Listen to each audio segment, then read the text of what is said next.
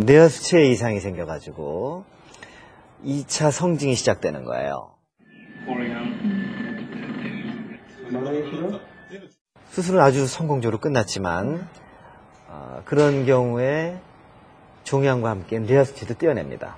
뇌하 수치는 손톱만한 크기예요. 그런데 그 손톱만한 뇌하 수치에 우리 몸에 필요한 모든 호르몬을 만들어요. 그래서 성장 호르몬, 뇌하 수치가 없으면 성장도 못합니다.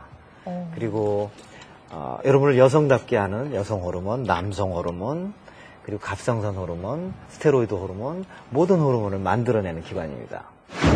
제 딸이 필요로 하는 호르몬을 물속에 기억시킬 수도 있지 않을까 생각한 거예요. 이렇게 누르면은 불이 번쩍번쩍하면서 정보가 지금 옮겨지고 있습니다. 저렇게 컸어요? 7살짜리 그 아팠던 딸이? 시간이 흐르면 크게 돼 있죠. 시간이 많이 흘렀으니까.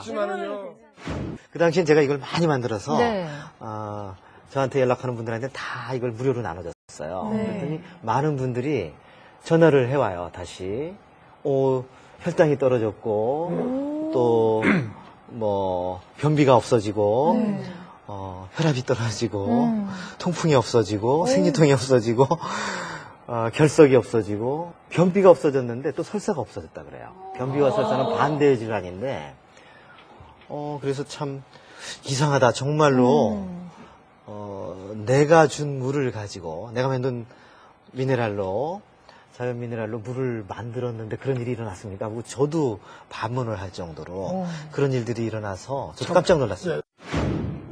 보니까 깜짝같이 이 통풍이 없어져 버렸어요. 근데 그거를 이제 못 느끼는데 왜 그러냐면은 제가 그걸 어떻게 느끼냐면은 술 마시게 되면은 그 아픈 부위가 찌릿찌릿 이게 뭐 전기 오는 식으로 그러니까 찌릿찌릿 오는데 그런 제 증상이 없어졌어요. 아니 그 물을 얼마나 드셨어요? 한 2개월 정도만. 아니 선생님 2개월 드시니까 통증 같은 게 싹 사라진단 말이에요? 없어졌어요. 26년간 알아오셨던 통풍이 없어지셨어요? 근데 거짓말 같아요. 내가 생각해도. 여기 보통 물을 마신 쥐와 알칼리 환원수, 미네랄 알칼리 환원수를 마신 쥐의 종양 크기가 이렇게 다른 거예요. 종양을 주입해가지고 일부러 성장을 시키는 건데 종양 성장이 이만큼 억제된다는 얘기예요. 이것은 그래프로 그 수치를 표현한 것입니다. 이것은 한 마리에 대해서 실험한 것이 아니라 20마리 이상의 쥐에 대해서 실험한 것입니다. 이건 항암 효과는 이제 항암 치료를 하는 분들이 보조요법으로 누구나 물을 마시니까 사용하면 많이 도움이 될 것으로 저는 생각합니다.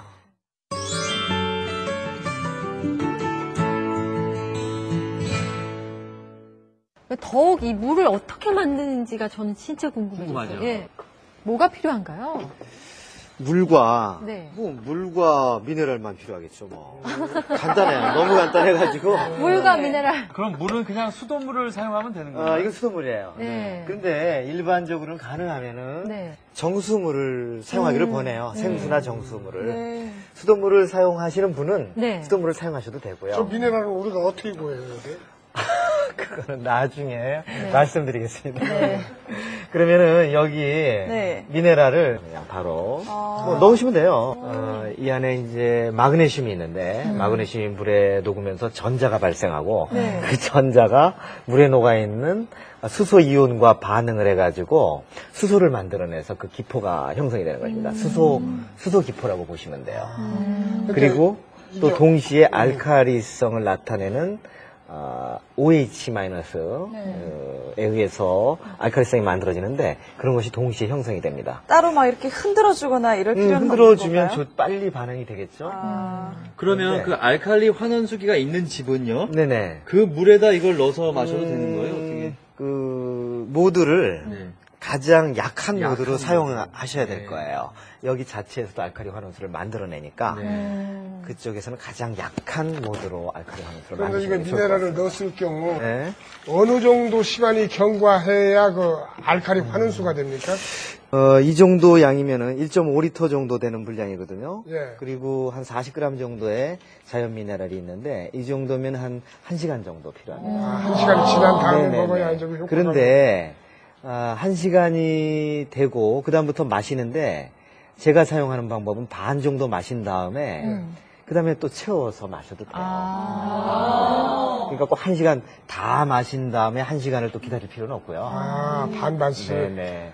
예를 들어서 밤 사이에 반응을 하면은 아침에 진한 물이 만들어지겠죠. 그 물을 반을 마시고 또 물을 채워놓으면은 이미 적절하게 희석이 된 약알칼리성의 물이 되겠죠.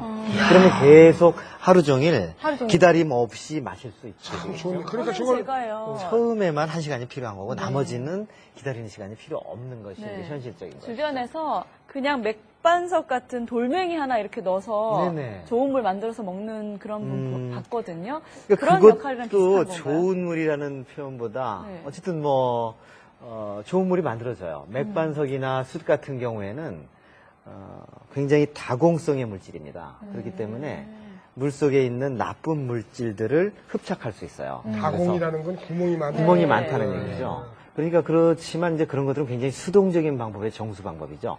물 속에 있는 해로운 것들을 제거하는.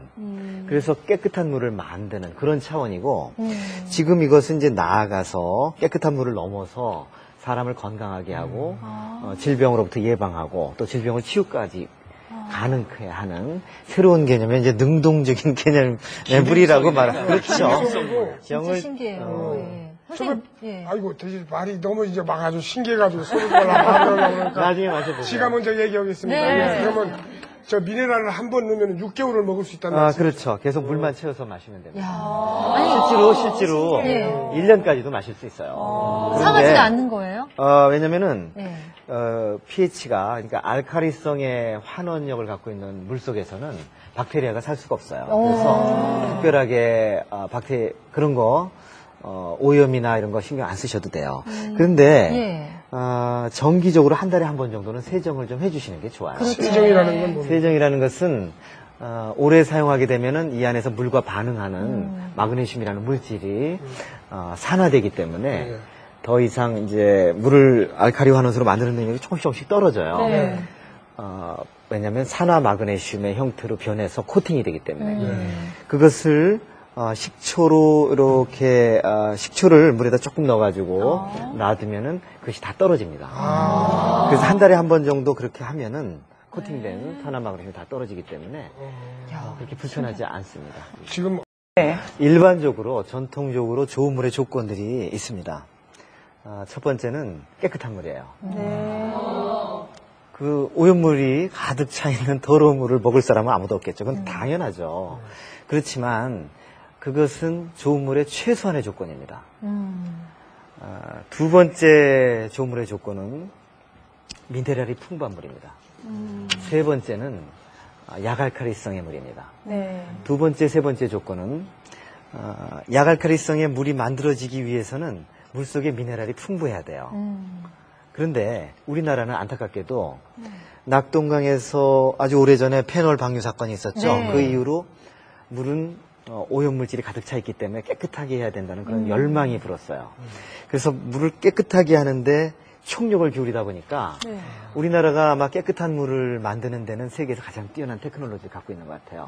그리고 우리나라의 정수기, 보급된 정수기 거의 90%가량이 물 속에 있는 모든 미네랄까지 다 걸러내는 우리 몸에 필요한 미네랄까지 좋은 것까지 다 걸러내는 그런 역삼투압 방식을 사용하고 있습니다. 그래서 뭐 소뚜껑 보고도 올라가지고 그냥 너무 오버 액션을 오버 액션을 한 거라고 이렇게 볼 수도 있겠어요. 그래서 예를 들어 가지고 미네랄이 있어야지만 약알칼리성이 유지가 되는데 예를 들어서 역삼투압 정수 방식의 물은 물 속에 있는 미네랄 다 뺐기 때문에 공기 중에 놔두기만 해도 공기 중에 이산화탄소를 받아들여서 이산화탄소가 물에 녹으면서 산성화됩니다. 그러니까 그것을 방지할 만한 미네랄이 없는 거예요. 그래서 산성의 물이 되는 그런 단점이 있고 또 현대인은 만성적인 미네랄 부족에 의한 영양실조예요. 그래서 미네랄 부족으로 우리 만병이 시작된다고 볼 수도 있을 정도로 우리가 미네랄이 절대 부족합니다.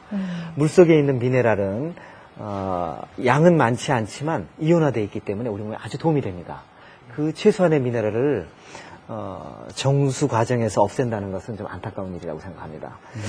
그리고 그것은 여태까지 좋은 물의 전통적인 조건이었고 더 나아가서 생명의 물, 사람을 건강하게 하고 질병으로부터 예방하고 질병으로부터 치유까지 할 수 있는 그런 물의 조건을 몇 가지 더 든다면은 한 가지는 이제 육각수가 풍부한 물입니다. 육각수라는 것은 모델로 제한됐지만 뭐 시중에서는 육각수가 뭔지 알고 얘기하는 분은 한 분도 없을 거예요. 그냥 좋은 물이라고 알고 계시면 됩니다. 한마디로 육각수의 특성을 과학적으로 말씀드리면 구조가 치밀한 물입니다. 그래서 구조가 치밀해가지고 세포를 외부의 자극이나 교란으로부터 보호할 수 있는 물이라고 생각하시면 됩니다. 그래서 육각수 환경을 만들어서 거기서 암세포를 키우면 암세포가 제대로 자라지 못합니다. 그런 구조가 치밀한 물, 그리고 또 활성산소를 없앨 수 있는 물. 물에는 좋은 물은, 미네랄이 풍부한 좋은 물은 활성산소를, 제가 만든 이제 미네랄 환원수도 마찬가지고 전기분해 알칼리 환원수도 활성산소를 제거하는 능력이 있습니다. 또 자연계의 미네랄이 풍부한 물도 활성산소를 없애는 능력이 어느 정도 있습니다. 활성산소는 만병의 근원이기도 하고 또 노화의 원인이기도 합니다. 그래서 우리가 항산화제를 먹기도 하잖아요. 비타민 C와 같은. 그래서 물이 그런 역할을 한다면은 얼마나 좋겠어요. 그리고 마지막은 정보입니다. 좋은 기운이, 좋은 정보가 담겨 있는 물을 마지막으로 생명의 물의 조건으로 생각합니다. 옛날에 아까도 말씀드렸듯이 우리 조상들은 물에 담기는 정보에 대해서 아주 중요하게 생각했는데 현대 과학이 어떻게 보면 측정하지 못하는 부분을 우리 조상들은 느꼈을 수도 있겠죠. 그래서 한동안 물에 담기는 정보에 대해서 과학자들은 무시했습니다. 그런데 최근 과학이 발전하면서 물에 담기는 정보를 과학의 대상으로 편입할 수 있을 정도로 과학이 이제 발전해 가고 있습니다. 그래서 이러한 정보를 다루는 그런 과학도 조만간에 일반화될 것으로 저는 생각합니다. 지금 이렇게 좋은 물에 대해서 정의를 내려주셨는데 우리나라에도 바로 내 몸이 된다. 그런 얘기죠. 오늘 저랑 긴 시간 대화 나누면서 물의 중요성을 여러분들 인식하셨을 것입니다. 이 세상에 뭐 그냥 깨끗한 물, 평범한 물이 있고, 그리고 나를 질병으로부터 예방까지도 하고 또 건강하게 유지시켜주고 또 내가 병에 걸렸을 때 치유까지 할 수 있는 물이 있는데 어느 물을 마시겠습니까? 물어봤을 때 기를 쓰고 나는 그냥 평범한 물을 마시겠습니다 하는 사람은 없을 거예요. 그렇기 때문에 바보가 아니라면은 물에 관한 진실을 알게 되면은 선택은 자명합니다. 그래서 우리는 누구나 좋은 물을 마시고자 하는 열망이 있고 그런 좋은 물이 도처에 있을 수 있도록 우리 학계에서도 물에 관한 연구를 해야 되고 또 산업계에서도 기능성 물을 충분하게 공급할 수 있는 그런 상황이 만들어지면 좋겠습니다. 그리고 그런 것들을 위해서 제가 이렇게 많이 홍보를 하고 있거든요. 여러분들도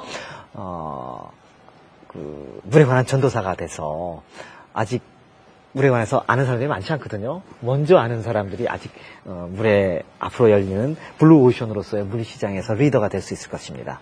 그래서 좋은 물을 마시고 여러분들이 건강해지고 또 우리나라가 좋은 물을 마심으로 해서 의료비도 절약이 되고 건강한 육체, 건강한 마음이 들죠. 그래서 밝은 나라가 될 수 있기를 희망합니다.